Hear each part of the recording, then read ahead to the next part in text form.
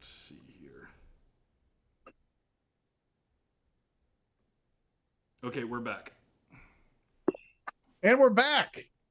We are back. Apologies for the like no one's watching this, so I don't give a shit. Apologies for fucking losing the stream there. Is this gonna stay up on YouTube, Tim? Like, is everyone gonna be able to, or is this gonna be a thing people can watch later? Yeah, if we decide to keep it up there, sure. Otherwise, Yeah. we can remove it. It's what it is. See, Yeah, it's really weird because we had during the PCA trade show when we were doing our live streams, that's the setup that we were using tonight that we didn't have any issues with, at least we know of, during the PCA trade show. But once I started trying to put the Facebook URL in there, everything just started crashing.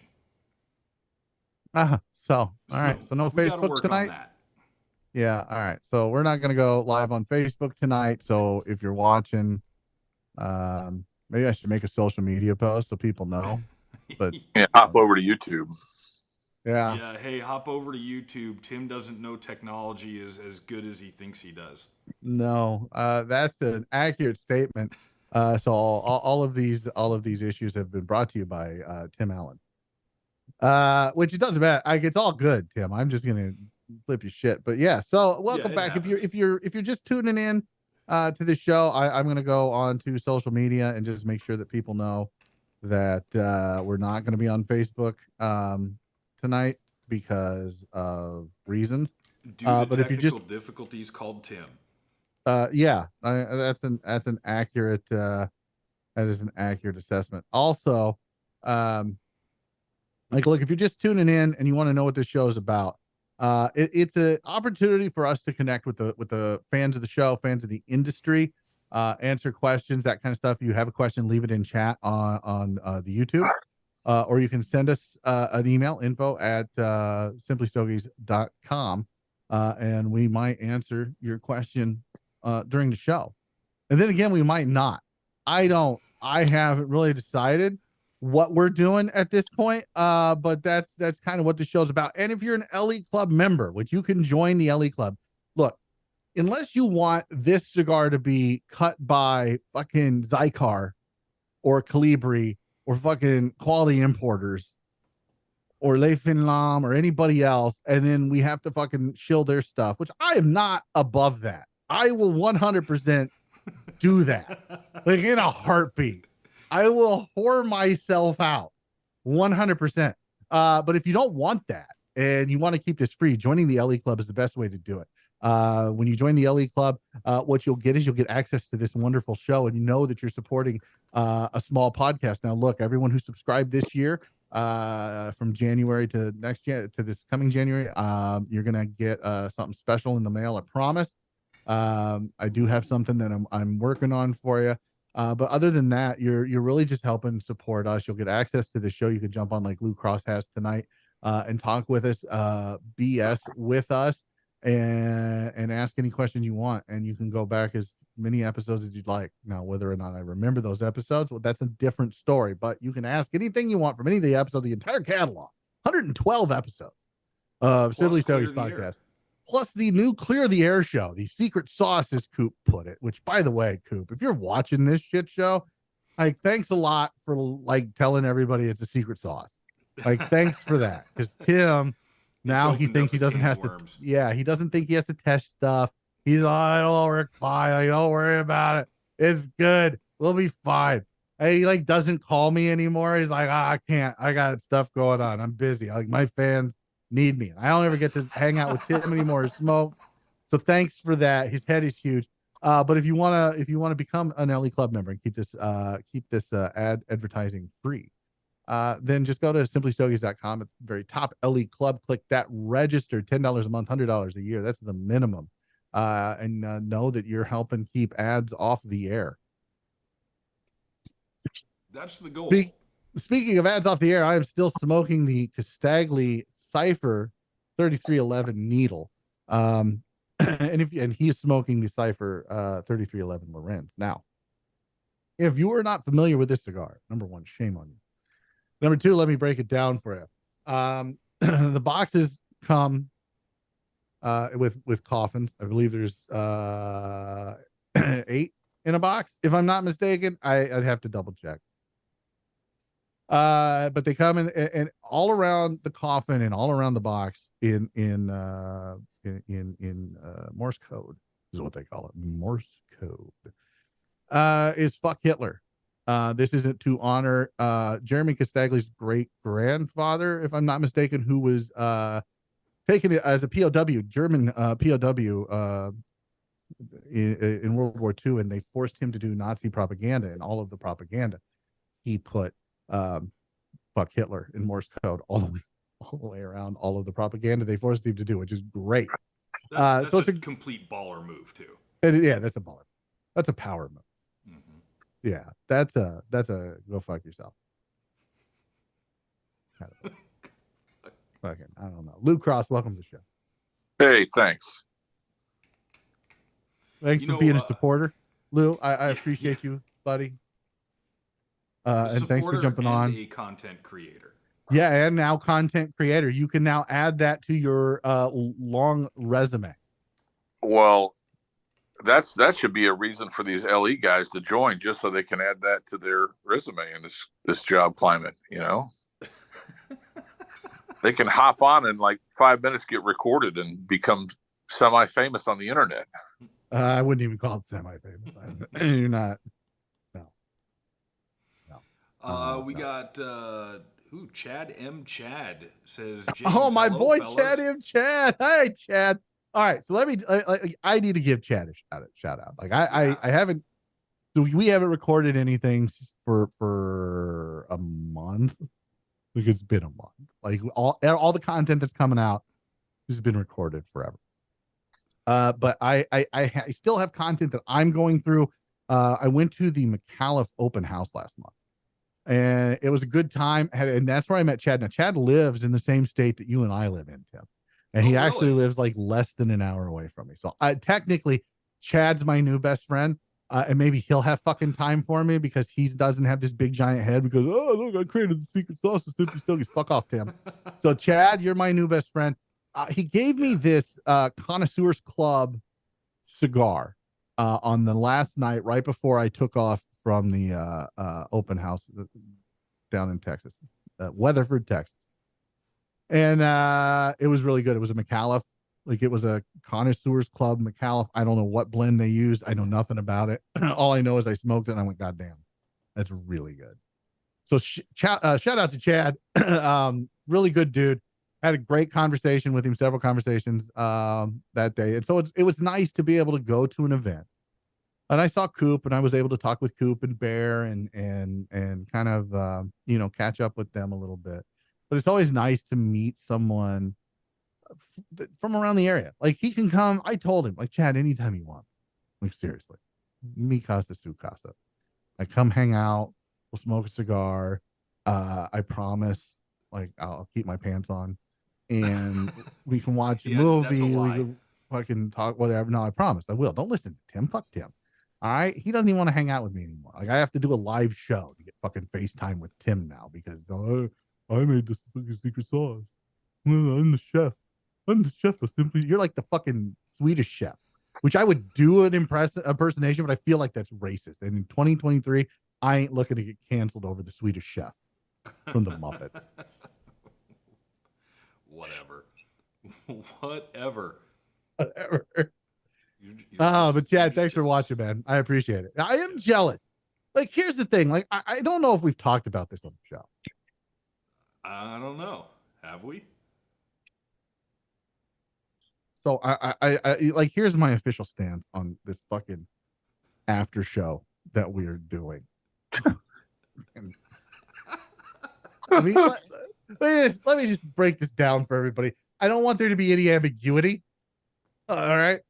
For years, literal years. Like I've known Tim and I know him because of the show. Yeah. So I started the show in 2019. Early 19? Early 19. And I had like episode 3. Like if you go back to episode 3, it's Glenn Loop and Tim Allen. Now, what happened was I reached out to the CRA guy in Iowa, Tim, to get him on the show to talk about the CRA, because it was my third episode and I didn't feel like if I reached out to, the legitimate folks at the CRA that they would answer. So you just knew that the ambassador, that's nobody. That's just like a little key to the door. And I figured we talk about things that pertain to just Iowa. But this is how my eyes got open to like, oh, like there's a bigger impact here than just local. So I get a hold of Tim. I introduce myself. He's like, oh, hey, always nice to talk to another cigar smoker. Like, I promise I'm not into guys, but if you are, that's cool. Like, are you? Like, he asked a lot of those type of probing questions. You're cute. Right. Yeah, there was a lot of that. And then once that was done, he was like, hey, let me reach out to, what's the guy's name there? Harrison. He's like, let me reach out to Harrison, because I've talked to Harrison before. He's a good dude. Yeah. Talk to Harrison and see if we can't get somebody from like the CRA on. I'm just an ambassador. I don't know anything. I'm like, okay, whatever. So he reaches out and he's like, hey, Glenn Loop's going to come on the show. So Glenn emails me. We set it all up. We have the show, and Tim says exactly 10 words the entire show. Like, Glenn took it as well. He should. I'm not giving Tim any kind of flack for that. But after the show, like, I was like, Tim and I talked for a little bit. It was a good time. And so we started hanging out a little bit. Like, he lives a couple hours away from me. And then the pandemic hit and we were kind of forced to take our relationship online. So many relationships start your these days. Choice of words tonight. I don't know. Are perfect. I know they're perfect. No. They're always perfect. It's after dark. It's after dark. Right. So the email says, so please wear your Simply Stogies lingerie. I could do that. I have some. I got a banana hammock that says Simply Stogies on it. You're trying to get subscribers, not trying. Oh, that's a good point. I don't have any. Get that mental image out of your head. So okay, Swipe left. So Tim says things to me like, you need a website, you need to do this, you need to do that. Like, he gives me friendly directives, not really advice, just more of like, you need to do this and I'm going to make sure it happens. Tim is the reason we have simplystogies.com. Like, I give Tim all the credit in the world, and that has taken off. It's blown up. Like, we get more clicks from around the world than I ever thought we would in a month. But the website wasn't supposed to be, in my mind, what it has turned into today. Well, it has turned into the website was just supposed to be so that when somebody Googled Simply Stogies Podcast, they would have a website to go to, and then that website would direct them to Apple Music, Google, whatever. Yeah. And now it's now it's all kinds of stuff. So give Tim credit for that. But immediately following him setting up the website and all of that, Tim says to me, you need an after show. And I said, why the fuck do I need an after show? I have no desire to do an after show. I don't want to do an after show. Like, what's the idea behind the after show? He's like, well, we break down. He's like, I would just break down the entire episode. Like, who the fuck wants to listen to that? No, absolutely not. And so Lou, he wants to listen. For 4 years, this motherfucker, every day, like, you need an after show. And I finally said, like, we brought Nick Cirrus on, which he has said he couldn't be here tonight. He is in Greece doing whatever Nick does in Greece, probably sleeping at this point. It's 4:00 in the morning, 4:30 in the morning. Looks like Chad's in Delhi. And so wait, like a New York deli or DELHI. Oh, like like Delhi, India. He just said Delhi. Oh, anyway, I don't know, Tim. Like, this is why I didn't want to do an after show, because I felt like it would be like that. It would just be like squirrel. And so I acquiesced. We brought Nick on board full time because Nick had done the Cuban sub series all last year, and it was a very popular series on the podcast, and it really helped kind of bring the audience in a little bit more. And our audiences keep keeps growing every month, and I'm very grateful for that. Very grateful to all of you that spread the good word of Simply Stogies. And so I did it. I acquiesced. I gave Tim his stupid show. And fucking like the first he asked me, he's like, "Hey, look, how are the numbers doing?" And so I'm like, "You gotta like let me look, but like temper your expectations, right? Like it's gonna take a while to build up steam." And I looked, and then I turned it off, and I told him to fuck off. And I didn't really want to talk to him in that moment. In that moment, I didn't ever want to look at his stupid face again, ever. Because they were the same. Like it was literally, if I had 1,000 downloads on one, I had 1,000 downloads on the other. Well, we've talked about this. You've already built this up, and you're delivering an episode content every other week. So it kind of made sense. Like, let's find something that we can do to slide in between that. So now we're delivering content weekly. So, it's the cream filling of the Oreo. There you go. See, Lou's got the right words. James, not so much. So I literally, I still don't know what to say. Because I'm shocked that it's taken off. It's a very good show. And I think what Tim and Nick bring to that show is different than anything I could have ever thought of. Because I don't know why anybody would want to rehash anything that I had any part of. I don't want to rehash it.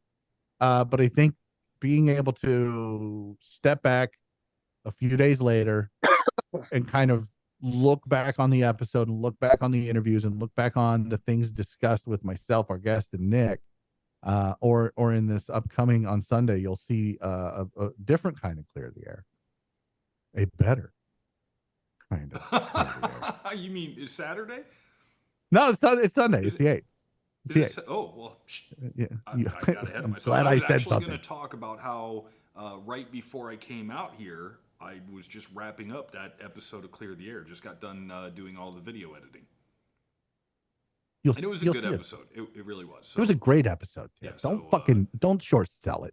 Yeah, don't short sell. It was a fucking great episode. It was a great episode. I loved Thank it. you. Like while the rest are languish in mediocrity and somehow still people listen. This one was a great episode because I hosted it. Because I was I'm not. I'm gonna ask you how the numbers are doing. You're gonna look and it's just gonna be like I will kill you. I'll kill you till you die from it. I won't. That's a joke. I would never kill anybody. Violence is never the answer. It's only the solution. But anyway, I get to host it because I wasn't there for the Pete Johnson interview. I was very upset about that. I was not happy that I missed the Pete Johnson episode because I was at the Rocky Mountain Cigar Fest when that was recorded. If that gives you folks at home any idea when it was recorded in August. And then about a week later, we sat down with Jose Blanco. That's going to be the next episode on the 15th of this month, a week from Sunday, after this Clear the Air that I hosted, which is a great episode, just absolutely fantastic. It was such fun to elevate that show as the host to take it to where it needed to be. Tim just fucking rolls with the Where exactly is that? You just don't give a shit, do you? I don't. I mean, I do, but I don't. It is what it is. And if you like it, fantastic. And if you don't like it, fantastic. And that's kind of always been my philosophy. Like, if you like what I do, great. Like, thank you. I appreciate it. Like, and listen and a download and maybe tell your friends that are cigar smokers, hey, have you listened to this guy? Like, he's kind of a jackass, but he does a pretty decent interview. Like, if that's the best compliment I ever get, he's kind of a jackass, but his interviews are decent. I'm okay with that. Like, I'm 100% okay with that. Yeah, I think there's different forms of media out there, or entertainment, whatever you want to call it, and not everything is going to be for everybody. So and we're kind of infotainment, I think, for the most part. This show has no information on it whatsoever. It's just really doesn't 2 have hours. much entertainment value either. But no, it's just 2 hours of fucking bullshit. But like that's the thing, and I've always said this, and I don't know if I don't know if I've said it on the podcast, but I've said it to so many people. I feel like I've said it on the podcast. You know, we're not trying to be half wheel. You know, I think when I first started this and we first got the website up and running, I was posting news like Half Wheel does, and I was putting it out on Instagram and I was putting it out on Facebook, and I was having the website. You know, but when you get a press release, for those of you not in the know, when you get a press release, you get the same press release everybody else does. Whether or not you get it at the same time everybody else does, that's a different story. We started getting them at the same time as everybody else, and then it just kind of seemed to shift where our friends at Half Wheel would get it first, or Cigar Aficionado, and of course they should. I'm not saying they shouldn't. They're bigger. They do they get a ton of hits, I'm sure. They've got lots of advertisers. Just go look at their website. Lots of advertisers all over their website. You know, and then a Coop gets it first, and or very soon after. I think sometimes he scoops Half Wheel. And these and this is, I'm not throwing shade at anybody. You want to do it. But there's very little return in doing that, because everyone just regurgitates the same stuff. Every press release, you read it on any website. It doesn't matter who does it. It's the same as reading it on another website. There's not any variation to it. And so why would I add our voice to that cacophony of fucking voices? I have no desire to do that. Yeah, it makes sense, because when they send out the press release, it's anywhere from 1 paragraph to 5 paragraphs of what this is, when to expect it, you know, maybe a little description. That's it. Very vague. Send it out. And that's really all you can do is copy and paste. If you've already got 30 people doing that, why make it 31? Doesn't make sense. No, I agree. So we stopped doing that. It just wasn't getting us any more traction. The traction came from the podcast. The traction comes from the after show, and now hopefully this live show will help garner some more attention and get some eyes and ears on the podcast. But this is certainly going to be more laid back. We may have guests at some point, but I think for the first few episodes, probably just be us screwing around, doing a live thing, and letting our supporters ask questions and interact with us. And speaking of that, like Lou, let me ask you this. Let me get the ball rolling, so to speak, now that I have bogarted half an hour of everyone's fucking time with that whatever diatribe I just went on. What's like in the last few episodes, like what's maybe something that stuck out to you? Is there something that you listened to that you're like, oh okay. Well, don't say you that. know, I am new to the Simply Stogies LE Club. Maybe 4 months ago at most. Yeah. I came to know James by way of his affiliation with a retailer that had done an auction, Oxford, and I participated in this online auction in which James did the auctioneer responsibilities. And I said, you know, who is this guy? And it turns out that he has this podcast. So I've been going, this jackass. Yeah, no. So I went back and started, you know, watching the podcast content. There was some audio only. I drive for work. I drive a couple hours each way when I travel for work. And so they're the perfect length of episodes to be able to, you know, smoke a cigar on the way over and listen to. So I was impressed with the content and got to chat with James and Tim off outside of the podcast, and just, you know, fellow enthusiasts. And that's the other thing that, you know, what turned me on was that you guys are very accessible in the sense that what you're doing is, you know, your cigar consumers telling the stories and interviewing people and spreading the word for cigar consumers. Whereas some things are much more inaccessible, or they're people that are held, you know, to a distance, that they don't, you know, that they have their opinions, but they're not really interested in talking about the cigar from the standpoint of somebody who actually like enjoys smoking. They're more beheld to the advertising. And so I watch a lot of different podcasts and listen to different streams, and it just seemed a very genuine. And so I was like, look, this is pretty cool. For the last couple of weeks, to answer your question, obviously the Brian Desmond from LCA Pravada has definitely gained some attention. I've been a big Tatuaje fan for years, so I enjoyed the Pete Johnson interview. The Vlada, my background's in geography, so the whole terroir and the whole idea of a sommelier talking about cigars at a level of the nuances and things, that was very interesting. So, there's the last three podcasts I've paid attention to have been very interesting. Each in their own right. One, to find out more about LCA and Pravada Club in terms of what's out there and how things are done. I think I gets a lot of flack, but got to give him respect for what he does in terms of he does what he does very well, whether you agree with it or not. 100%. And like I told Brian in that episode, if we can't disagree and still be friendly to one another, still be civil to one another, then what are we doing? Like, what are we doing as an industry? Look, this is on you, Lou. Just remember, this is all on you. As I go down this rabbit hole, this industry is great. It is so great. And there are a lot of fantastic folks in the industry. And I am blessed. I am honored. I am humbled that I get to interact with them on a semi-regular basis, that I can call some of them friends. Vlada, Jeremy Costagli, Andy Yaffe, Miguel Schudel. The list could go on. The people that when they see me, they know me, we shake hands, we're at least friendly with one another. Now I count Brian Desmond among them. And the amount of vitriol that this guy gets from around the industry, and I told him on the podcast that I think some of that is self-inflicted.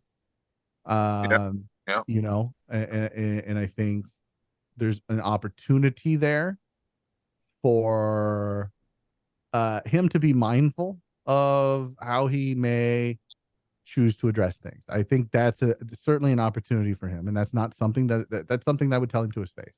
Sure. And I think I did, not in so many words. The amount of vitriol that this guy gets, even though some of it is self-inflicted, is insane. And I don't understand the level of hatred that he gets. I don't, and even from the media. I'm not going to point fingers. If you think that that's what kind of show this is, you haven't listened to the podcast at all. I'm not going to do that. But even in the industry, in my industry, which is the cigar journalism, quote unquote, industry, there's so much hate for this guy, and so much trying to do like a gotcha interview or a just to get clicks, to get people talking. And I hate that. There's nothing that I hate more than fucking clickbait on any level, whether it's on Facebook, Instagram, TikTok, whatever social media du jour you've got. Like, I hate clickbait. And that's all these things kind of devolve into. And that's not Brian's fault. And then you've got people who come after him legally and go the litigious route. And this industry is already super litigious. And that drives me nuts to no end, because in most cases, there is no way, and most of it's trademark stuff, most of it's that kind of stuff. There is no way that someone's going to mistake one cigar for another, one cigar company for another cigar company. It's just not, it's not a thing. And the level of litigiousness, somebody once said on the podcast very, very famously, because I use it all the time, is that the cigar industry is like the Old West, a poker game in the Old West. Above the table, everyone's playing poker, drinking, smoking cigars, having a good time, talking, laughing, joking, holding hands, kumbaya, cats and dogs, living together, mass hysteria. It's this, but it's all fucking smoke and mirrors, because under the table, they've all got their guns drawn on everybody else. And there is so much of this industry that is smoke and mirrors that I feel like people who are doing that are focusing on the wrong things. This is supposed to be something that brings people together. Rising tide raises all ships. And it gives the industry a bad name. And look, I get it. There are bad players wherever you go. I remember when I first got into the hobby, and some of the folks that I was friends with online, that I would hang out with, they would do and say some things that were not very nice, to put it mildly. And so there are bad apples everywhere. And I understand that, but I do not think Brian's one of them. And honestly, I can't help but root for the guy because of everything that he's like, all of the crap that gets thrown at him. I can't help but like root that guy on and wish him the best.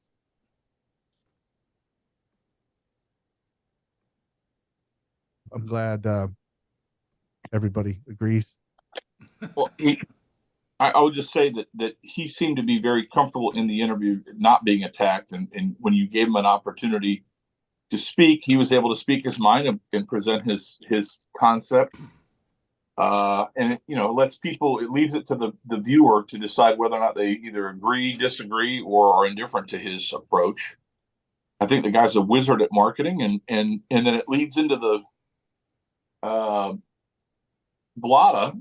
I have not had a chance to smoke any of his Psalm cigars, but I wasn't really all that interested until I watched the podcast.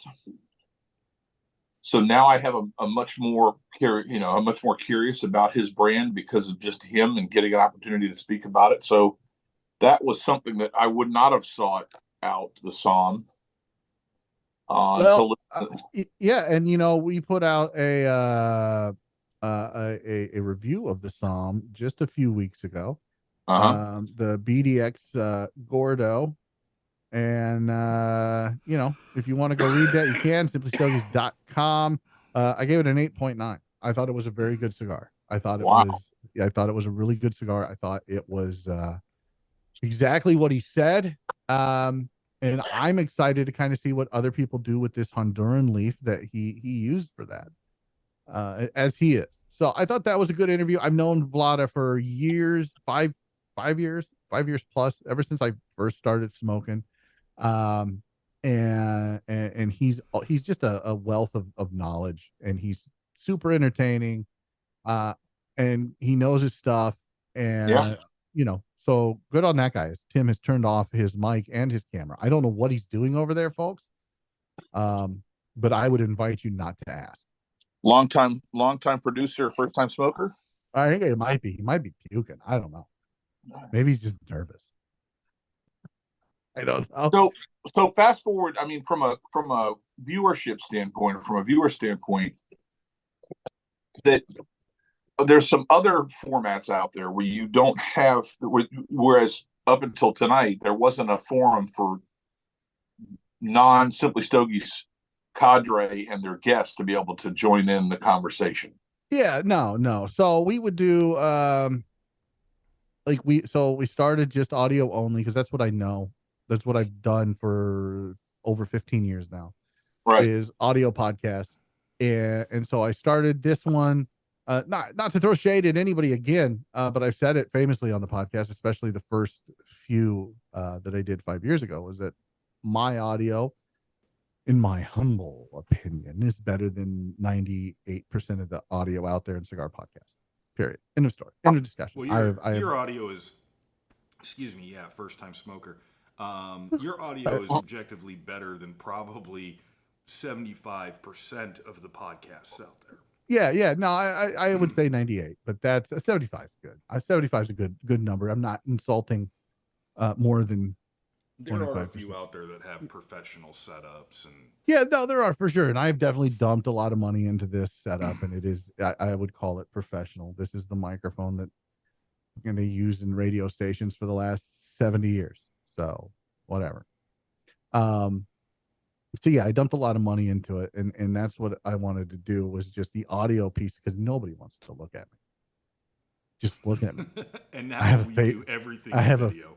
Face for radio, but now we have everything in video, and it's taken a minute to get the YouTube going. It's still not where we want it, but not a lot of viewers. The Brian episode blew up on YouTube. Our unboxing video that Dave did of the ST DuPont Le Grand Cling has That's blown still up. crazy to me that that unboxing video got so much attention. Last time I was over 6,000 views. I don't know where it's at now. Yeah, I have no idea. I I'm don't. not gonna look. Every time I click That's a not button, content, and that's just it. Like, I'm okay putting that type of content out once or twice a year, right? Like, I don't. Look, who cares about an unboxing? You know, I have this, and this is not a paid advertisement, folks. We do not have a sponsor for this show. If you'd like to be a sponsor, reach out to us. Advertising at simplystogies.com. That's the email, right, Tim? If you'd like to, if you'd like to sponsor the show, we'll make it. If you'd like to sponsor the show, like, go for it, but not a hashtag, not a sponsor. Peter James. This is his new brick lighter, and I love it. I absolutely love it. The presentation though was not like, because I was like, maybe I should do a box opening, and then I kind of looked at it, I was like, oh, maybe I shouldn't. But this is a great high end. It's $100 lighter. I love the design of it. You know, and I don't know if you can see that on camera, how it opens up, lights every time, the first time, single flame. So it's tactical, as I like to say, if I need to touch up one side and not burning the whole fucking thing with like a goddamn tabletop fucking lighter, but fucking, you know, for me, it's more tactical. And I absolutely love, but it wasn't something that I was like, I'm gonna do a box opening. That's always been a frustration of mine, is you spend good money on some of these accessories, like my Julius lighter here, just beautiful lighter, love this thing. You get the box, you open it up, you're like, where's the presentation? There was none. Yeah. I don't know what's up with that. I don't know why there's not really good presentation. Like, look, this is my everyday cutter too. I use this, and if Chad's still watching, I mean, I saw me use it in Texas. Like, this is my everyday cutter, my Le Lam, carbon fiber, cigar knife, the Le Petit, cigar knife. I absolutely love it. But the presentation, again, is not something that I would do a box opening for. But when you do like ST DuPont, you're spending buku money. $1,800, $1,500 on a lighter. Like, I guess that's like, what are you paying for? It lights your cigar. Like, I've seen the YouTube video of how they make them, and it's fantastic, right? Like, it's all out of a single fucking, it's cast out of a single brick of whatever metal they use or what. It's like, great. But I don't want to spend, you know how many boxes of cigars that'll buy? Yeah. Like, that's insane. That's absolutely insane to me. So, you know, maybe we'll do more of those. Maybe we won't. I don't know. I'm not a big unboxing guy. No, I'm not either. You know, and then that's just a different setup. I got to point the camera down. Mr. Dan Thompson jumped on, said, howdy, gentlemen. Oh, Dan, what's up, my man? I appreciate you joining. Dan Thompson, president of McAuliffe Cigars. Had a great time once again at the McAuliffe open house 3 weeks ago. And I promise that content's coming, Dan. Promise it's coming. But I got to sit down with Dan. I got to sit down with Al McAuliffe. I got to sit down with Amanda McAuliffe. I got to sit down with Mickey Pegg, Jeff Dillingham, who is their ambassador of the year, Lauren Coper. Everybody was so gracious, and we had such a great time there. And it's different than any, like, look, when I go to a cigar event, typically it's not focused on one brand, right? It's typically trick or treat style, or you just get your bag of goodies. You know, Rocky Mountain Cigar Fest, you walk away with 200 and whatever cigars, and they're all from different manufacturers, including McAuliffe. But when you go to this open house, it's all McAuliffe, right? And they did a really good job. They were great hosts, a lot of fun. We had dinner at the Riata, which Al owns the Riata in downtown Fort Worth, Texas. Fantastic food. His son Michael runs the restaurant, and they did the catering the next night too. Oh my god, I look, fat guy, so I'm going to talk about the food for a second. It was fucking, it was amazing. It was so good. I did the carne asada. It was enchilada carne asada. So you had a carne asada steak topped with like 2 cheese enchiladas.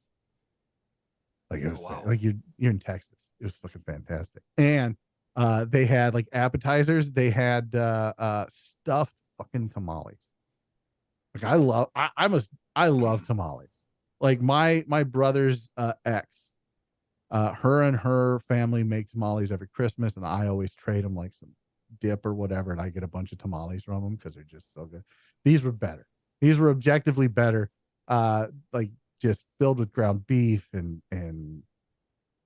beans and corn, and just it was super good. Sour cream. It was really good. But the star of the show just finished eating the carne asada left over from the event. Yeah, right. Like it was such a massive portion. And then we got dessert, and I chose off the recommendation of a very lovely woman who was there that night for the dinner, and I don't remember her name. I apologize. But I was sitting with Andy and his lovely fiance. They're getting married at the end of this month, so congratulations to Andy and Mary. And then the new Midwest rep for McAuliffe, Jeremy, and I don't remember his last name. I have his card around here somewhere, but he's a good dude. And this woman came over and she's like, "Oh, you need to get this. You need to get this. You need to get this. But make sure you get the banana pudding." And I'm looking at Jeremy. I'm like, "How good can this banana pudding be?" But I went with all of her recommendations, and they were all great. So this banana pudding comes. I figured it'd be in like a bowl, right? Like get a little bowl. No, it's on a plate. Pudding on a plate. That's how thick this pudding was. And it's like a lot of it's like 2 giant dollops of fucking banana pudding, and it was the best pudding I've ever had in my life. And they had it the next night, and I was like, "Oh yeah, I need to get some more pudding." You keep the plate, just bring the tub. Just bring the tub. You should have seen. It was like in this big giant bowl they were serving it out of, and I just wanted to be like, "Can I just put my head in that bowl? That a thing? Can I do that?" No, it was really good. It was really good. It was a great event. If you're not a McAuliffe ambassador, definitely go become a McAuliffe ambassador. Go to McAuliffeCigars.com, I believe is what the website is. I'm sure you can find it. Just type in McAuliffe Cigars in any search engine. And they'll let you become an ambassador. You get a nice challenge coin. And I got a really cool challenge coin. Maybe when I get up to get a second cigar, I'll show you guys. But it's blue and white, and then it's got like McAuliffe HQ on it. So when you visit their warehouse, their HQ, they give you a different challenge coin. Oh, interesting. Which is, it's just pretty cool. So, it's a lot of fun. Definitely worth checking out next year if you're an ambassador. And if you're not an ambassador, like I highly suggest you do it, because look, and I'm gonna bring Lou back in on this conversation. Lou, how good is the McAuliffe Black? It's top 5 for the cigar of the last 12 months for me. It's a great smoke in its own right at a fantastic price point. And I've smoked a lot of McAuliffe cigars and enjoyed them. But, when you're making that decision in that $12 to $15 range and you go, what am I going to smoke? I don't know of another cigar in the $8 to $9 range that the Black sits in that can compete with it as far as being as good as it is. I mean, it's right in my wheelhouse. I really like that kind of more bold, a little bit medium plus smoke. It's just got some nuances that are not present in some of their other lines. And the fact that it came out and it is at the $8 to $9 price point, and if you buy a box at a retailer, you can get a deal, when they're offering, a show special or something, you just can't pass it up. It's just fantastic. I bought a box. The moment I smoked one of them, I turned around and bought a box immediately. And I'm almost down to the last couple of cigars in that box and ready to buy another one. It's definitely a repeat smoke. Yeah, I went through the first box that I bought.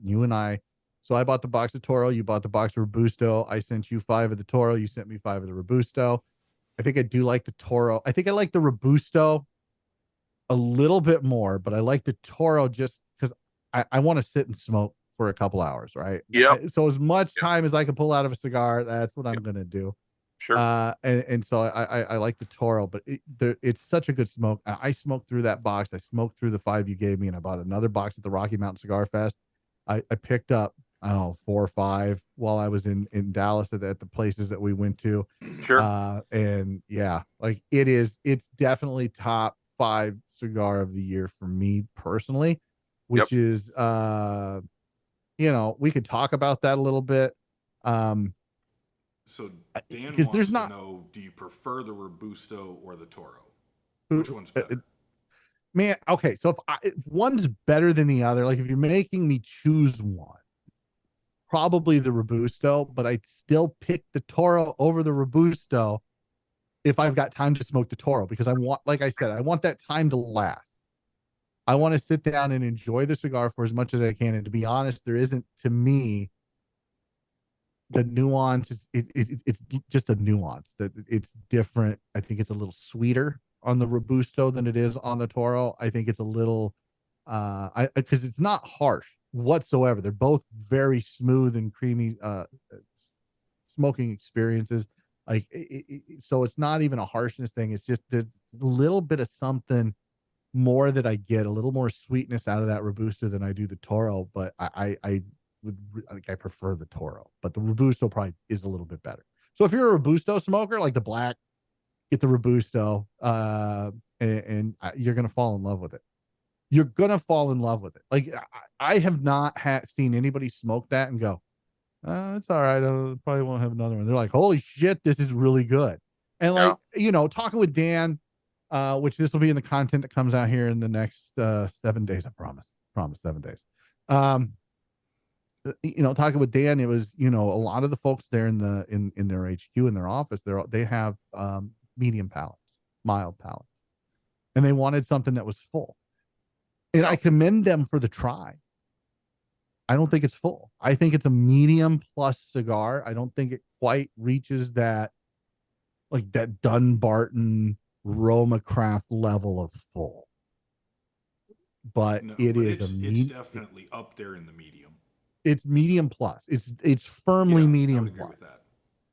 And for them to do that, because I have, like, I'll be honest, I have a medium to mild palate. I prefer a Davidoff white label over a Davidoff black label. For them to pull that off and still be able to have people like me who don't always want that full cigar, because I want a full cigar after a big meal, after a steak dinner, after, like kudos to them. They nailed it. The Gomez Sanchez family absolutely knocked it out of the freaking park. It's so good. Like if you guys if you buy a box and you don't like it, I don't know what to tell you other than like re-examine your palate. Yeah, just send it to James. If you don't want to smoke it, send it to James. It's so good. It really is. It's one of the better cigars that were released this year. I think if I was going to name just some more off the top of my head, this is in no way, shape, or form my final top 5 for the year. But I think the Drew Estate M81 Blackened is up there.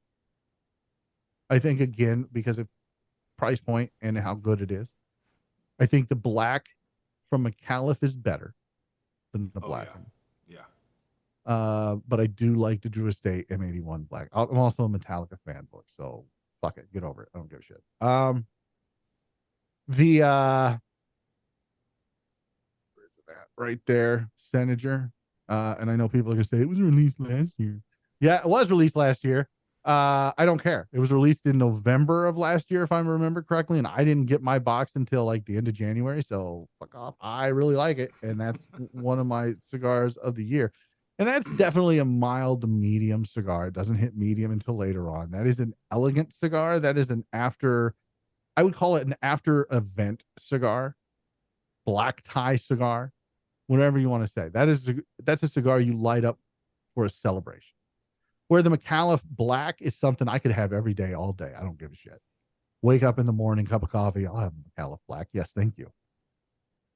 It's any time of day. It's not offensive in the morning with coffee. It's not lost after a decent sized meal in the evening. And if you've got lunch, I mean, the Robusto's got that brownie sweetness, like the cocoa that the Toro has, but it's got that edge brownie, like the corner brownie sweetness edge over the Toro. The Toro is more like cocoa, and it's got more pepper, I think. I don't know if it's the length of the leaf that you get in the Toro over the Robusto, but I definitely agree with your assessment on the black size difference in flavor. The Castagli Jure, I think, is in there as well for my top smokes of this year. I really like that cigar. I just did a review on that. Go check it out, simplystogies.com. That was in the 9s. I did a review on the McAuliffe Black, and if I remember right, that's in the 9. I think that there have been some really good cigars released this year. I'm excited for the Matapa Foundation Matapa. That was a great cigar. Like, shout out to Nick. He'll be on the podcast. Check back in November for that episode, which I believe is November 1st. Might be the 15th. I don't know. Just look for it next month. That's going to be a fun conversation. So I'm sure we'll talk about that next month during the live. And so, yeah, there's been a lot, but I'm excited for that. The Red Meat Lovers coming out as a regular production. Which, let's talk about that real quick. We're speaking of meat, the Red Meat Lovers. One of our sponsors is, in fact, he's our lone advertiser right now, OxfordCigarCompany.com. You can go to the website and check that link out. They, and their website advertiser, not podcast advertiser. Okay. They, Right. everybody kind of had these issues with Saka's new stuff coming out, and he kept pushing it back. Like, I at the trade show, it was, oh yeah, it's going to be next month. It's going to be September. Well, here we are, October 6th, and they're just now rolling into shops. Oh wow. And I understand that logistics don't always work the way we all hope they work, and there are supply chain issues sometimes, and there are things that are outside of your control.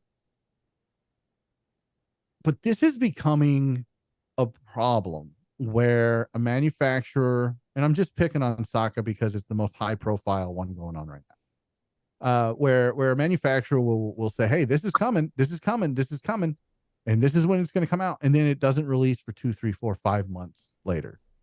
Like, that's an issue that consumers have to deal with, and it's hard for consumers if you're on a budget. Like, look, let's face it, we roll up money into tight little wads, we light them on fire.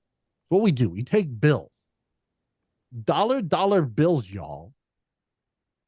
We roll them up and we light those sons of bitches on fire. That's what we do. So if you're a cigar smoker on a budget, on a monthly budget, and let's say you pre-order a cigar that's supposed to come out in August, and they say, oh no, it's going to be September, and now, oh no, it's going to be October. Well, the retailer's already taken your money. They're essentially the bank at this point, because they're holding on to your money until that comes in. Doesn't that take away from the experience, Tim? I think so. I mean, again, when I think of a budget cigar smoker, I'm thinking I only have so much money. I don't have a whole lot of space, so I'm probably buying something that I'm going to get in within a couple of days, or at least I think I'm going to get in a couple of days. And then all of a sudden, now I don't have my cigars for 2 or 3 months. I'd be pissed. Well, yeah, because that takes up your budget for one whole month, right? Like, let's just say your budget's $200. Yeah. Whatever your budget, and that shoots your wad for August, and now you've got nothing to show for it. So if you're smoking box to box, right? Like, and there are cigar smokers that do that. They'll buy a box, they'll smoke through it, they'll buy another box. Sure. And sometimes they'll smoke one a day, right? Or close to one a day. So a box will last them a while if it's 20 count, but if it's a 10 count box, and it's, between $150 and $200, you've blown your wad. How apt are you, or how likely are you to pick up another soccer stick the next time he announces it. Like Lou. So you wanted to ask my opinion on that? Yeah. So, I've been a big fan of Saka's stuff in Dunbarton since the beginning. And I will be honest with you that when the Polpetta was going to be released as regular production, because I think it's a great little cigar, in Florida, there are some 110-degree days when you don't feel like smoking for an hour and a half. And there's also some cold nights in Tallahassee where I don't want to sit out for an hour and a half. And I want to have a good smoke in about 15 to 30 minutes. Wait. I don't mean to interrupt you, Lou, because you are a supporter. You give us money, and I feel bad interrupting you, but I just want to make sure that I heard you right. Are you bitching about the weather in Florida? I'm saying that, look, To two guys. Wait. You're bitching about the weather in Florida. Two guys who literally not 2 days ago it was 90 fucking degrees here, and today it was actually struggled to get above fucking 50. It was nicer in Florida the last couple of weeks when you guys have been like, Tim, I mentioned, or you mentioned about being inside and it was 90 some degrees because you were actually recording one of the podcasts. And I was like, really? And I was like, because it's been in the 70s and the low 80s. And right now it's about 72 degrees, which is just beautiful. The humidity's up a little bit, but you guys have had more bizarre weather than us. I mean, anomalously, That's just it, though. When we get a 90-degree day, it's a 90% humidity. So it's just, you can't miserable. breathe. No thank you. And now that we do video, I don't want to sit out here with beads of sweat, because we've done that before. We've recorded an episode, and I'm waiting for Nick or James to start talking so I can start wiping my forehead to get the sweat off my face. Just wipe your forehead, Tim. Nobody gives a shit. Nobody watches it anyway. Most people listen. Well, but we're trying to change that. We're trying to change that. But like, look, Lou, I'm surprised Tim's not in a fucking parka tonight. Like I'm quite shocked. Why? It's fucking cold out. What's the temperature there? I think when I came out here, it was 51. So James that's was like, that's make sure pretty you cold. wear your Simply Stogies polo, and I'm like, nope, I'm wearing long sleeves today. It's 49. It's 49 right now, and tomorrow's only going to get to 60. That's not comfortable. That's where, I mean, our winters are much more mild than your winters, but it does get into the low 40s, and you can't enjoy a cigar below 50 degrees, really. I mean, it just gets. So Nick called me from Greece, and we just had the same conversation. He's like, he goes, anything under 50, you struggle to, and I'm like, anything under 60, like I'm sitting outside. By the time I'm done with the cigar, I'm shaking, like I'm shivering. I'm like, why? It's fucking 60. There's that, but there's also, I don't think that the smoking experience, I mean, even if you were in an indoor environment, the temperature does affect your ability to take flavor and oils in the cigar and all that other jazz. I mean, the cigar burns, but it's like you just can't enjoy it as much. But look, so I had this studio lounge built this year. Tim helped. A little bit. Tim did a lot of work. Like, he could say a little bit all he wants. Tim did a lot of work. I was just impatient, and I was like, I need it done. Like, I'm gonna hire somebody to finish it. And then they came in and fucked it all up. But at least it's done. It's done. And I have, on 100-degree days with 98% humidity, been able to sit down here in the air-conditioned confines of the Simply Stogies studio and enjoy my cigar. Tonight, it's been cold as balls. Like, upstairs, I think it was 63. Like, we shut all the windows, everything. It's 63 degrees upstairs. Down here, where it's insulated, where it is sealed, because Tim sealed this with the skill and precision of a craftsman. It is a balmy 70 degrees down here. That's perfect. And it's fucking perfect. Yeah. Like, I'm wearing short sleeve shirts. Like, I took off, like I took my shirt off over there. I'm not Bert Kreischer. I'm not taking my shirt off on fucking camera. I took, and I had a fucking hoodie on. I took all that off. I put this on. I'm like, fuck, I'm comfortable down here. All right. I haven't heard to turn the heater on. I got a heater down here because the winters here in the Midwest, it's gonna get down to -30, freeze, antifreeze. And so I'll have to turn the heater on, but it stays a balmy 70 degrees in here whenever I'm in here. It's perfect. It's fantastic. I have no complaints. So this has been a godsend. I can spend 180 hours Sure. in Starfield, smoke cigars, and like just forget that I have a wife and kid for a few hours. I think I'm going 180 to be to exact. see if I can get the smoking ice fishing tent set up this weekend. Yes, so it's already preseasoned. It's a preseasoned ice fishing tent. So that's what I did before, right? Like it would get so cold, Lou. I was in an unfinished garage, no heat, and it just got to be too cold. And I used to have those propane fucking heaters, the one that blows, fucking, Yeah. you know Yeah. what I'm saying, right? Yeah. And then Oh, yeah. that caught fire, and I bought an electric heater and a fishing tent, and then I just set everything up in the fishing tent, and I was able to stay warm and continue to do cigar reviews during the winter. And that was when I was doing them once a week, and I was the only guy that was doing the reviews, and so I had to have that. And now we've got Carly, we've got Ryan, we've got Randy, we've got Michael Gouge doing them, Bruce. So we've got a ton of people who are doing reviews with me, so I don't have to do one once a week anymore. But this has been a godsend. Like just and apparently Eric from Habano in Davenport thinks that all of these are fake. No, they're not. I can vouch for that. Yeah. Matter He's of like, those fact, are just props. I think I might have even bought one of those Winadors. You did. So that's a funny story. For those of you who don't know, let me tell this story. This is so when I first started this venture, Tim was helping me out with the website and doing that kind of stuff. And you know, we had Patreons back in the day, and he didn't want to subscribe to Patreon because why would you? Fuck Patreon. And so he's like, we're talking one day, we're herfing. It's during the pandemic. And it's me, you, and a couple other people on this herf. And he's like, hey, man, I was bitching about not having enough room because I only had this humidor right here, the Commodore. That was the only one that I had. And I'm like, I'm bitching. I'm like, I need another humidor, and the wife's going to get mad. He's like, well, what are you looking at? So I told him which one I was looking at, fucking one right here. And he's like, okay. He's like, why that one? So I was telling him why, whatever. Then we just start talking about other stuff. And then I get a fucking text message.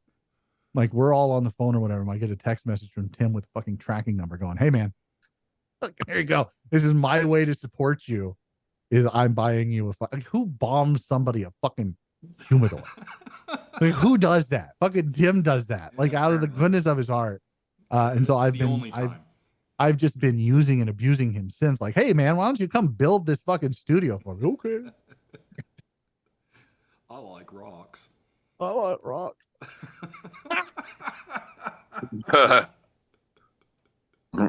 That's such a great video. Segura fucking laughing just kills me every time.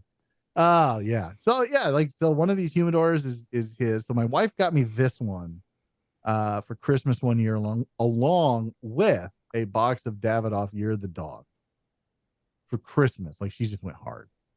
And then I needed more space. Tim bought me this one. And then I filled that one up and I needed more space. So I bought that one. And now the wife has said no more. No mas.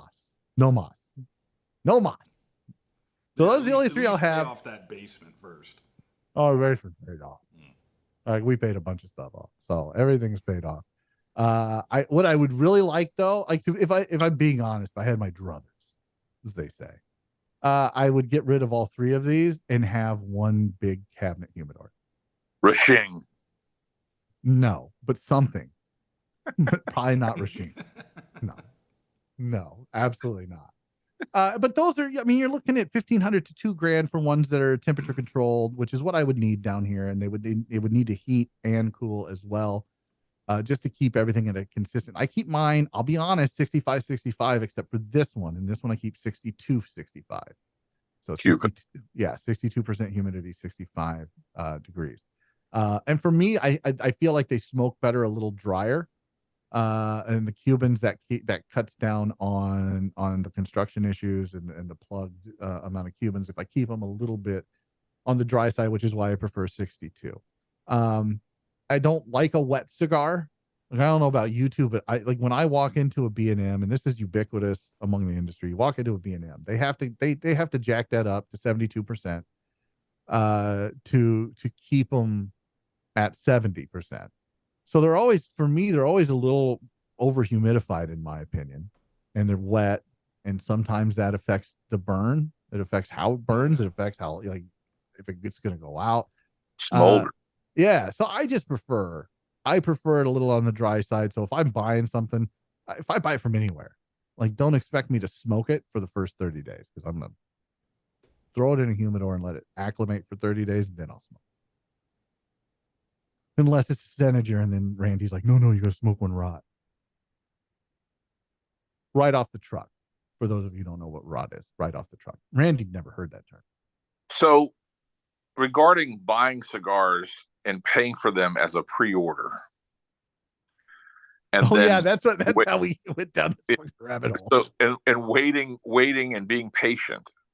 I am all for being patient. I understand, there is challenges to releasing a cigar, and they've got to come from another country. They've got to come through the customs process. So first they have to be made. Yeah. Then they have to be transported into the United States. They have to go through that process, and then they get to the manufacturer's distribution arm, and then they've got to be packed up from large boxes to smaller boxes, unless you're a baller. Most people are buying 1 or 2 boxes at a time, and then they get shipped out.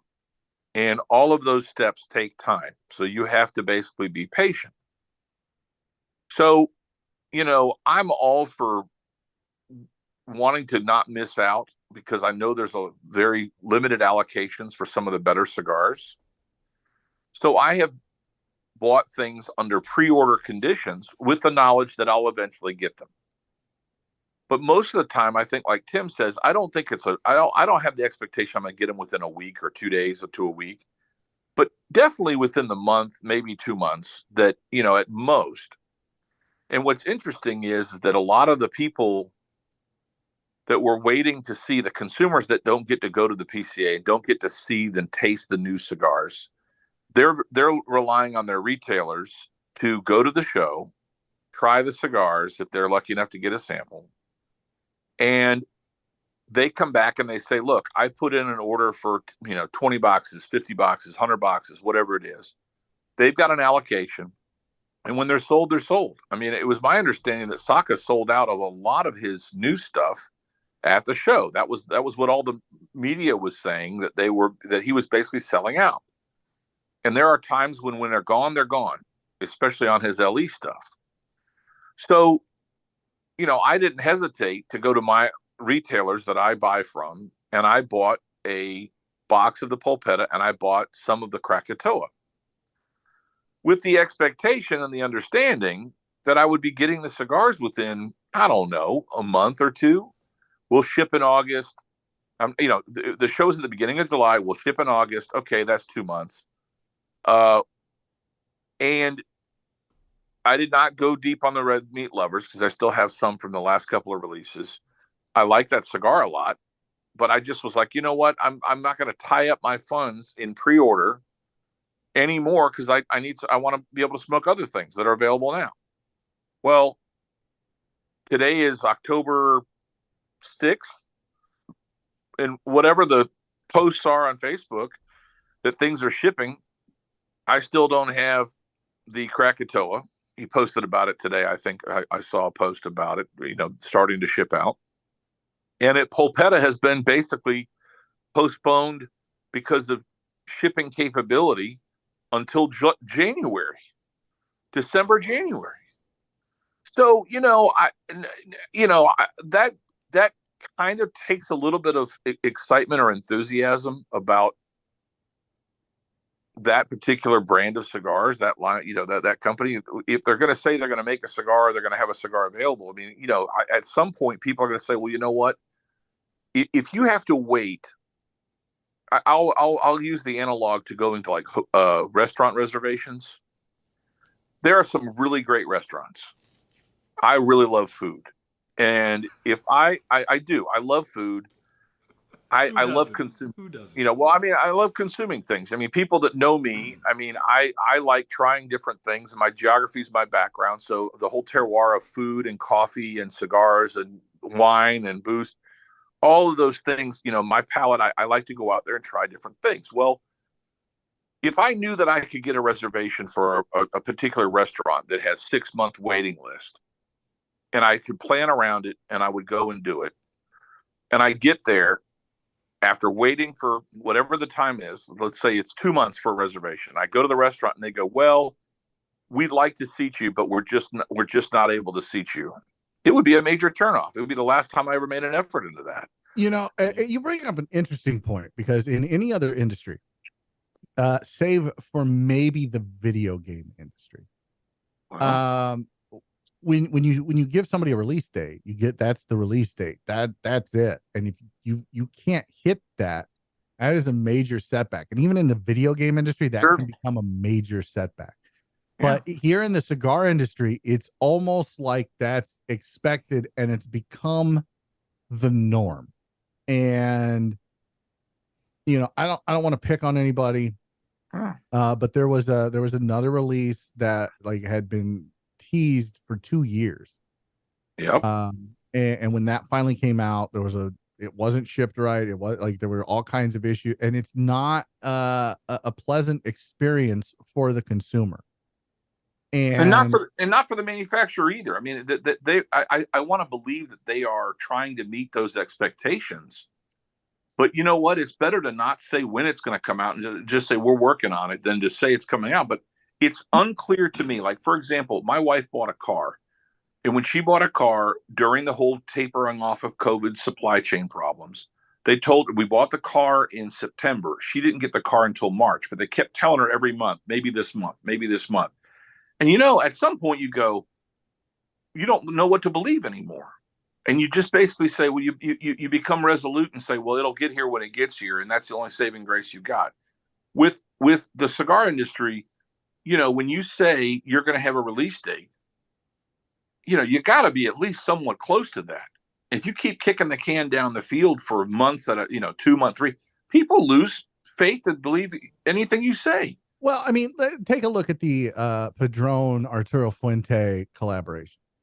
How long has that been going on? Like, they've never given a solid release date. Nope. They teased the humidor last year. Like, oh my God, like everybody, and that was like the big thing at the trade show last year in 2022 was, Yep. you know, everybody gathered around to see this. Well, the cigar's still not out. I don't understand how there could be any hype around it at all. I remember that. Right? Like, I don't get it. We didn't cover it because I'm like, this is never coming out. It's never like, it's one of those things where they're going to talk about it forever and it's never going to come out. When it comes out, it's going to be unobtainium anyway. You're not going to be able to get it unless unless you've got connections, unless you're a baller, what's the point? Member of the Chinese Communist Party. I mean, yeah, I don't. It's weird because just take video games, for example. You know, Starfield's going to release October 6th or September 6th. Oh, okay. Well, if I pre-order, I can play it on September 1st. All right, I'll do that. And I got it on September 1st and I was able to play it. Now they did postpone it once, but it wasn't like they came out like the day it was supposed to come out and go, oh, sorry guys. Like, they give you a couple of months heads up. This is, in Saka's case, hey, it's coming out in August. It's coming out in September. Hey, it's coming out in October. And now the Popetta, which people have been looking forward to. And I got a pack of the Popetta last year at the Rocky Mountain Cigar Fest. Yep. And it's a really good cigar. Yep.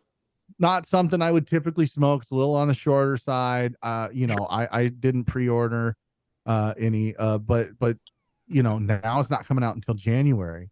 And I just remember, and I can only speak about this or speak on this from the viewpoint of cigar media, is for us, we want everything to be the same way it is for the consumer. We are a show by consumers for consumers. That's what we do, which is why we buy almost all of our cigars. And if we don't buy them, if they're given to us, like with the Somm, I put in there in the review, Vlada wanted me to review this. It didn't matter. I had the Premier Crew.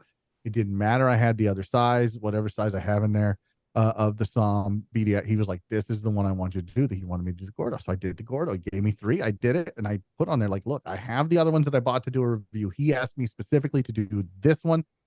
Yep. I'm going to do this one. Yep. But for the most part, we buy all of our cigars ourselves. We don't take freebies. We would rather have advertising money. Hint, hint, wink, wink. But we want everything to be by consumers. And I remember there was one earlier this year that I kind of panned, and I was a little, and I said this on the air on one of the shows, and I apologize. I was a little passive aggressive to the company. And when I talked to this gentleman at the show, he was like, "Why didn't you just call me?"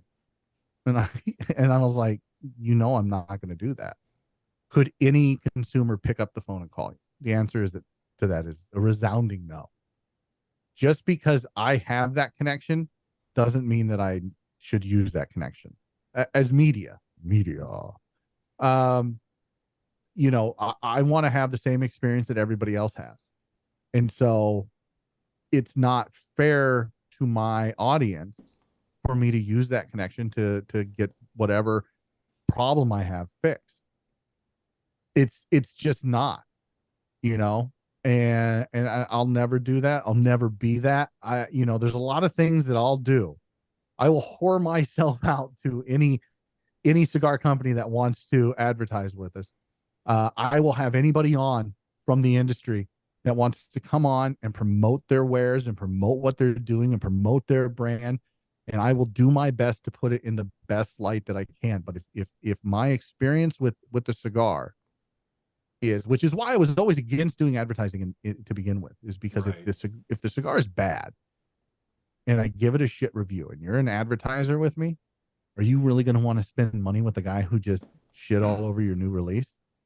Alternatively, if I'm taking money from you and I give that cigar a glowing review, how does my audience not know that that's not a biased review? Which is why we don't take free cigars. Like, I'll take your advertising money and I think I can still be unbiased. And it's like, and I will approach it like I approach lounge reviews. If I walk into a lounge, and by the way, this is I promised the guys from the Humidor Lyle that I was doing a review on them, and I am. It's a great lounge. So that review's coming.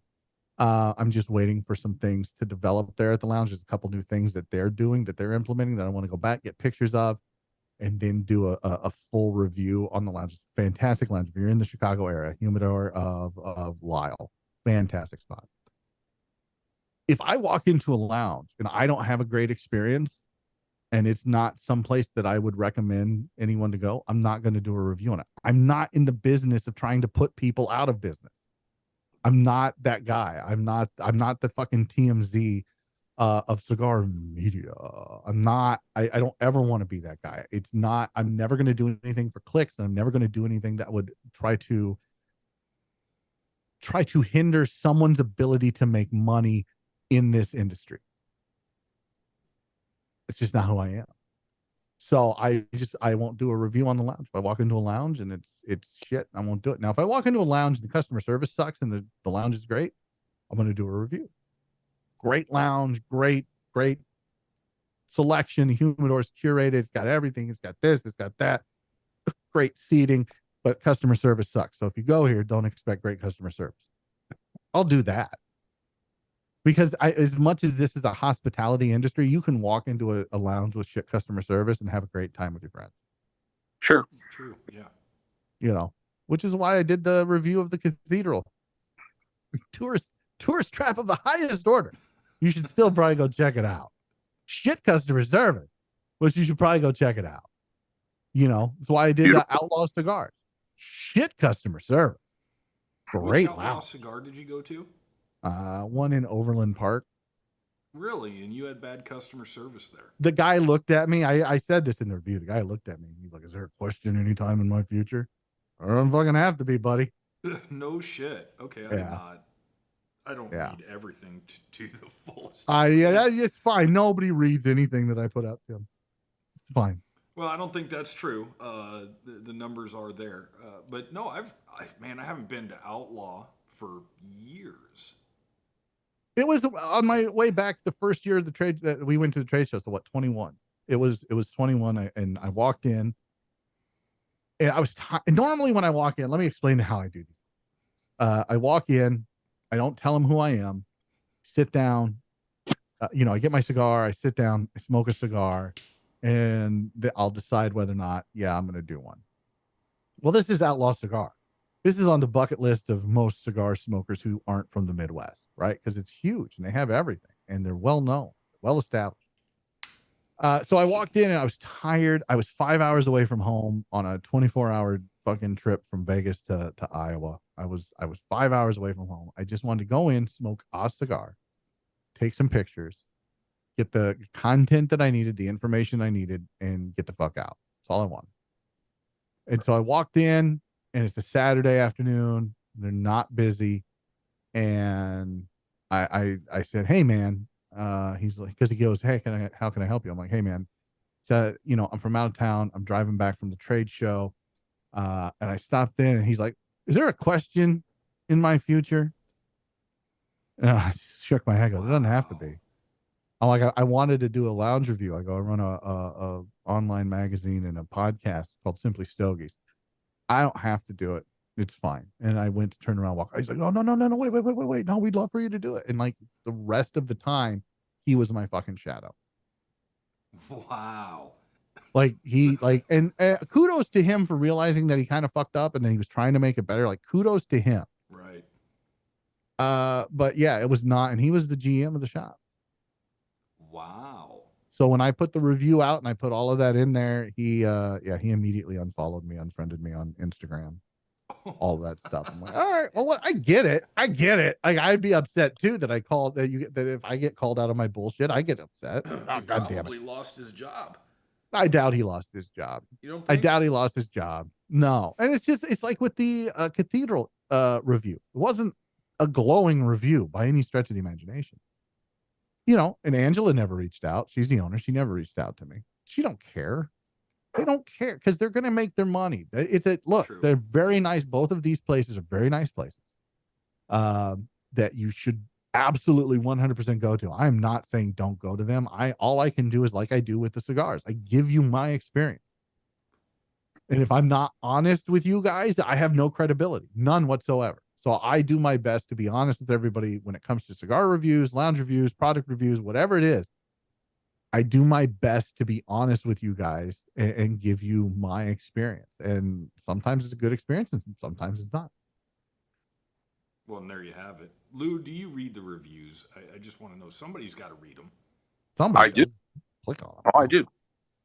I read them only, and the thing is that I did not buy that. I have only become a Casdagli cigar smoker in the last year as well. I didn't even know Casdagli was a brand.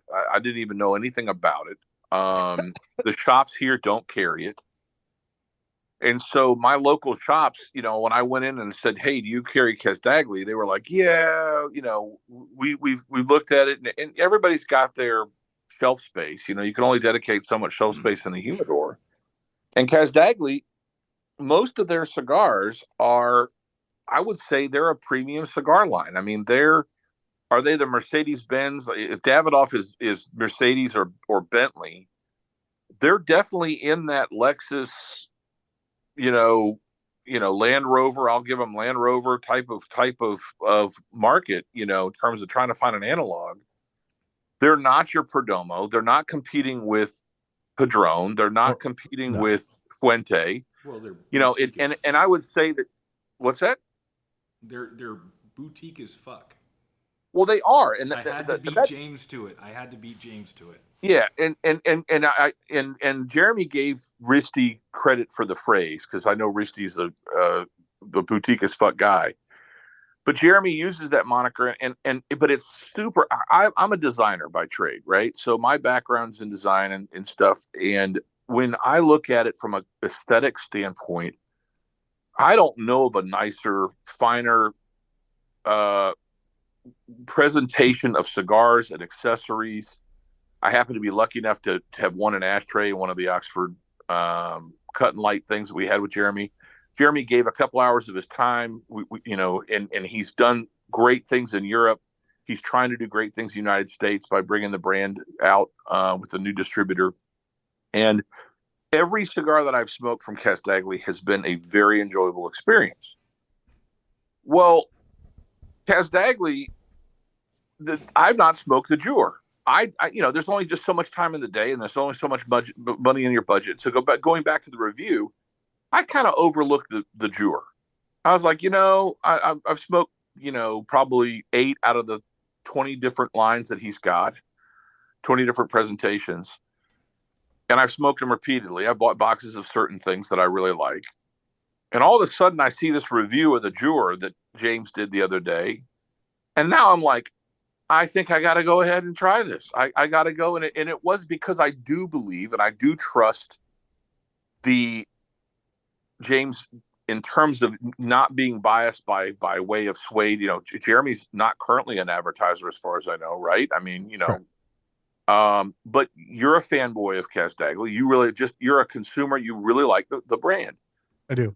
And I would say, Lou, that if I was given the choice between smoking a Davidoff or smoking one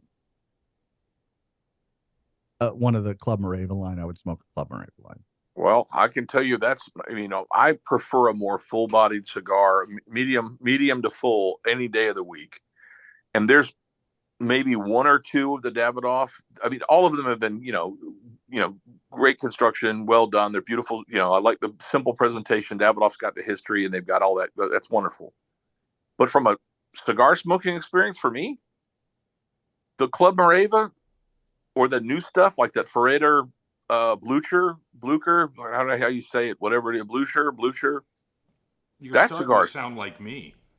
Well, yeah, I don't know. I'm going to get called out, but the four, is it Forrader or Forrader? I really like that CAO Potomac. God damn. Yeah, the Potomac, man. The Potomac. Yeah, no. But however it's pronounced, the Blucher, that cigar is straight fire. I mean, I was like, holy cow. So that's on the new line that is coming out from Castagli that did come out when they said they were going to come out. They showed up when they said they were going to show up. It is not something you're going to go and you're going to find in most retailers, that they're trying to expand their presence in the United States. I get it. And they are expensive cigars relative to some of the other stuff that's out there. And so people want to take a chance. I mean, I can tell you that review does encourage me as a consumer to go out and seek that cigar out. So yeah, I do like the reviews because you smoke more than one cigar. Don't you try to do at least 2 or 3 or whatever when you smoke it, and so you can't judge a cigar by smoking one of them. There's always going to be a stinker in the box. Cubans even more so. But look, that's where James keeps his Bovettas. Yeah, he's got a nest of them. He's got a nest of them. But the reviews that you do are on par with any high quality review.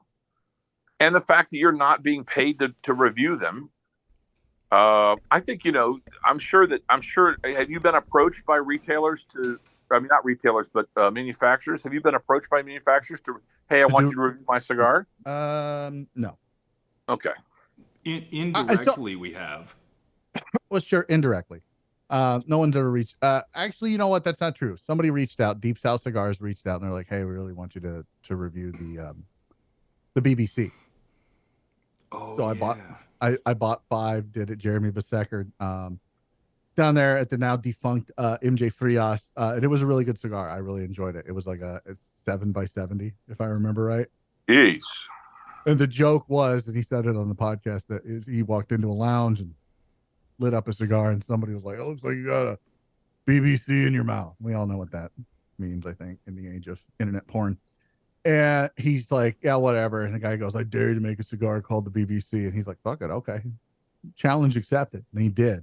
7x70, Oscuro wrapper. It was really good. I really did enjoy it. So I think he's the only one that's really reached out. We've had other people who are, I would say, industry adjacent. Yeah. Whether it's a new program, a new virtual humidor, somebody selling a book, that kind of stuff, they'll reach out, and typically, and like, let me test it. If I like it, we'll do a review on it. And Sure. I haven't gotten around. There's one that's actually really good, Lou, that you helped me kind of flesh out a little bit, and it's a really good product, and I'll probably do a review on it as soon as I have time. But when we started, I was so vehemently against taking on advertisers and taking on sponsors that I turned everybody off. Somebody reached out to me once that we all know, we've talked about on this podcast. I'm not going to name names. They're like, we really want to advertise with you. And I'm like, I appreciate that more than you know, but like, I don't do advertising. Here's why I don't do advertising, but thank you so much for the interest. It means a lot. And now that we are trying to actively get advertisers, because look, guys, this is not a cheap thing to do. It's a time sink. Ask Tim. And our writers do all of this. They buy their own cigars, or I'll buy them for them. And we have one advertiser right now who's been very good to us. They advertise on our website, and that's Oxford Cigar Company, like Lucas and company. They're the great friends of the podcast. And as soon as he found out that I was advertising, he's like, done, I'll do it on the website. So thank you to him. But for the most part, like we don't have a whole lot of advertisers, and I'm not opposed to it anymore. Giving somebody 35, 45 and a minute, right, every episode, where I do a read-in for them. Well, or you see in your podcast where you're publishing content multiple times a month. And, I'll speak to the Lucas in his absence. I can speak to from conversations we've had offline, not live like this, but you're sending a lot of business by way of that. So there's a lot of business that gets transacted as a result of being exposed to Simply Stogies and mentioning where you're getting cigars from, because you do buy cigars as a consumer. That, it makes sense to advertise and support. And as a LE club member, I don't know what your LE stands for. I can't remember, but limited edition. You become part of the limited edition club, the LE club. All right. So, but as a such supporter a clever and unique name. Yeah, right. Like we put some thought into that. As a supporter of the podcast, it's a I guess it's that public television, public radio type of feeling that, instead of having a cup of coffee, and I'll put it in the context of cigars, instead of buying one more cigar a month, I can help you by supporting your podcast that turns me on to new cigars that I wouldn't necessarily look out for, or keeps me informed, and I get to have an interactive session like this. This is attractive to me, being an LE member, that I can follow up from your podcast and the After Dark. I mean, there's questions that come up that we hopefully in future episodes of After Dark, other LE members can have watched content from either the Simply Stogies podcast or the Clear the Air, where we have questions too. And we might say, when you mentioned this about that, or when the guest mentioned this about that, this is my thought on this. And, this is being the first one of these After Dark shows, hopefully future ones, that other LE members will have watched the content from the previous couple weeks, maybe the month. You're going to do this once a month? Once a month. Yeah. First Friday of every month. So, going forward.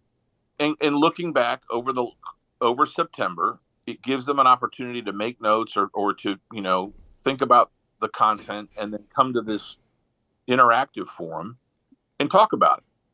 Yeah, like that was the impetus for the show, was to give our LE club members a voice while showcasing a lighter side, I guess, to us, even more so than what we put out on the after show. Sure. Which is, this is who we are. This is what we do. We're not opposed to, taking questions from folks. We want interaction. We want people to interact with us, whether it's through chat on the live, whether it's through email, whatever it is. And we want to be able to interact with you guys, because we want to be able to bring you the content that you want, and talk about the things that are important to you as a cigar smoker. Like, compared to most folks in this hobby, in this lifestyle, I am definitely newer. I wouldn't say I'm new anymore, but newer, 5 years smoking cigars, and this is a big part of me. It has become part of my daily ritual. It has become part of my my regimen to try to become less stressed overall. I don't know. Yeah. This was a dumb thing to do, the podcast and everything. I was just going to say, if you're trying to get less stressed, let's just do more. Yeah, let's just do more. And then until Lou's like, you guys should do a live show. Motherfucker, we probably should. Fuck, God damn it.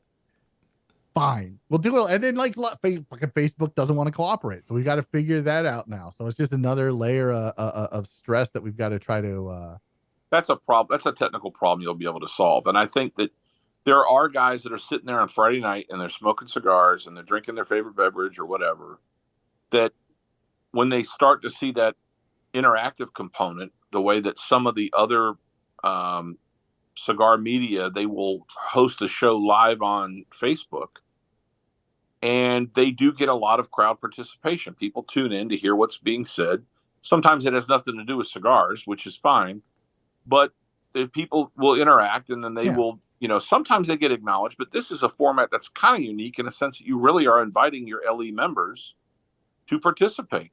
Yeah, $10 a month, $100 per year. You can come in and hang out just like Lou has tonight, and I will ask you questions and get your thoughts on things, because we really do want to find out what it is you guys want to hear, what you guys want to see from the podcast, and get your feedback on all of the episodes that are out, which you can go to simplystogies.com and comment on those. You can go to whatever podcatcher you're on, and you can give us a 1-star review, a 5-star review, a 0, like whatever.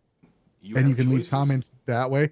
Yeah. Like, I make bad life choices. I spent an hour listening to this podcast. I'll never get that hour back, whatever it might be. We really do want some feedback. And I think this year, especially, we've had some really great guests. And adding Nick to the show has really, I think, helped out bringing a level of legitimacy to the show that maybe we didn't have before. He's an industry insider. He never promotes his own stuff, and he hates it when I do it. So let me take this opportunity to tell you that the second cigar that I've lit up for this 2-cigar live is the LH Nikos, which was blended for the American palate. Great cigar. Great cigar. Like, I love the Claro, I love the Colorado, and I love his LE. I smoke more of this than I do any of the other ones. And I think that Claro is probably, like, if I could have that every day for breakfast. That Claro is legit. It is good. Money. Holy shit, it's so good. But he's not here. He's asleep in Greece, so I will pimp his shit for him. It's got to be hot. Right. So, I just, I want people to, I think Nick has definitely added that level of legitimacy that we were kind of looking for, and that level of knowledge that I don't have about the industry as a whole. No offense to Tim, Oh yeah, no, and I don't have to worry about Nick pronouncing things like the Potomac as Potomac. You're never gonna live that down. Never, Yeah, never. I've just accepted it by now. There's a shop that we know that is. They're like, hey, when Tim's coming to this shop, please call me beforehand, because we'll have the Mac playing in the background when he walks in. Yeah. When I was up in Livermore at the smoldering ash or smoldering cigar, sorry. He's got a couple signs up and everything, and we were talking, and I told Brian, the owner, about me mispronouncing that. So for the rest of the day, we mispronounced every cigar. It was kind of fun. But we should do a segment of try to pronounce this cigar. No, because you would just slaughter it, and we're looking for advertisers. The last thing I need is an advertiser calling up going, "Hey, does your guy really not know how to pronounce this?" And I would have to answer, "No, he's an idiot. I'm sorry." He likes rocks. He likes rocks. So yeah, I think this year has been great. Lots of great guests. A lot of those are due to Nick being able to call somebody and be like, "Hey, man, like, come on this podcast." Okay. Yeah. Well, come that's on. but it's about those relationships. I mean, the whole thing about cigars is that everybody likes to be recognized. And when you go in there and you like to, be able to pick up the phone and call somebody. And I will say that unlike other industries where there's this barrier, whether it's ego, pretension, whatever, that you cannot talk to the brand owners. They're unaccessible. That I will say that most cigar companies are pretty accessible. I mean, Pete mentioned in your most recent podcast about how a lot of the guys in media have his cell phone number and they text him, and I do not. Well, I think we got to work on that, man. I mean, when he mentions that Coop has his cell phone number and texts him, "Hey, what's going on with this cigar," or whatever it is, and that Pete responds. I mean, the fact that he's willing to respond or willing to acknowledge it says a lot about the companies that are standing behind their brands, and they do rely on the consumer to consume their product. They are legitimately concerned. I mean, once they are sold to the retailer, they still have an investment in the people that are actually smoking and consuming their product. And it's interesting that you kind of bring that topic up, because there are guys in the industry, and I am hesitant to say this, but there are guys in the industry that I am still intimidated by. And it's not so much that I'm a fanboy. It's that do I need to bother them? Right. So like Pete Johnson's a great example.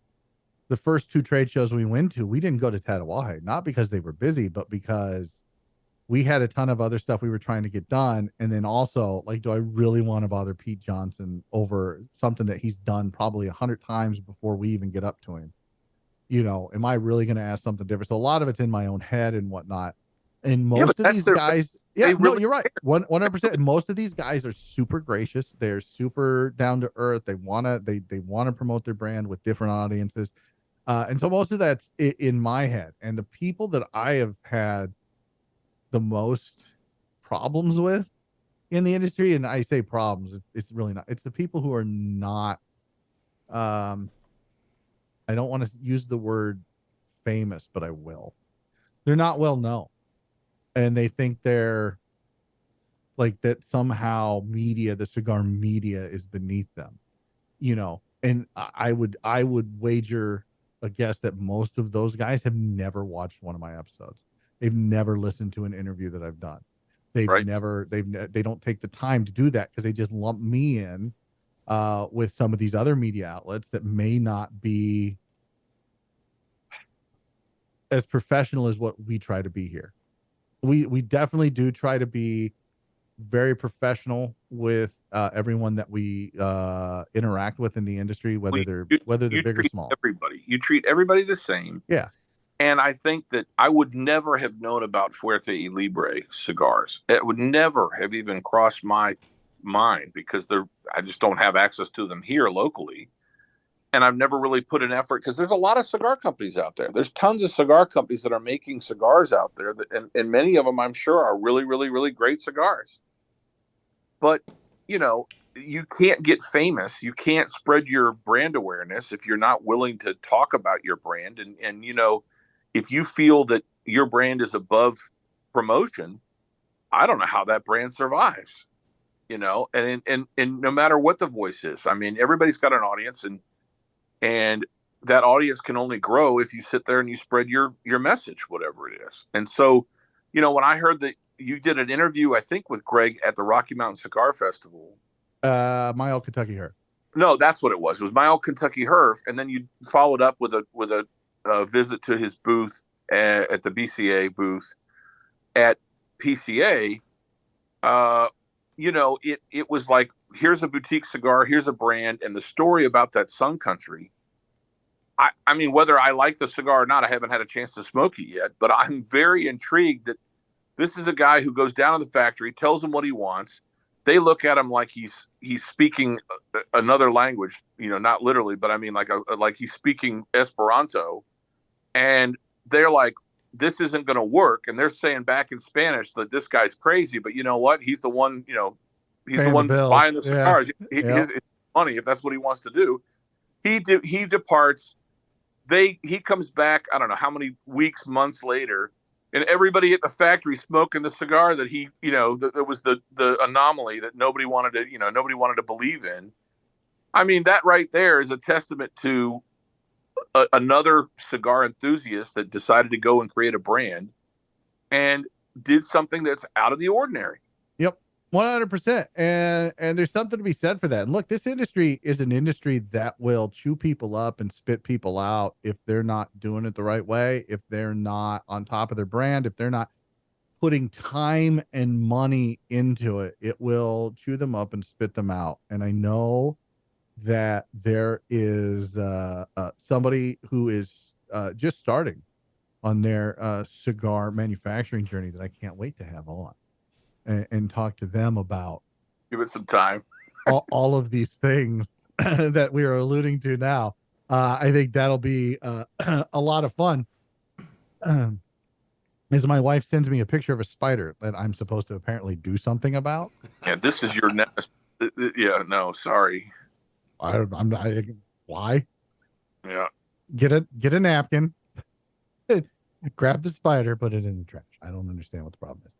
But yeah, so I mean, look, we've been talking for a couple hours now with maybe a 10-minute interlude because of technical issues, but we were back and good to go. So much thanks to our producer Tim, who got all of this up and running in short time, and I promise next month it will be on Facebook Live as well, so you can join there.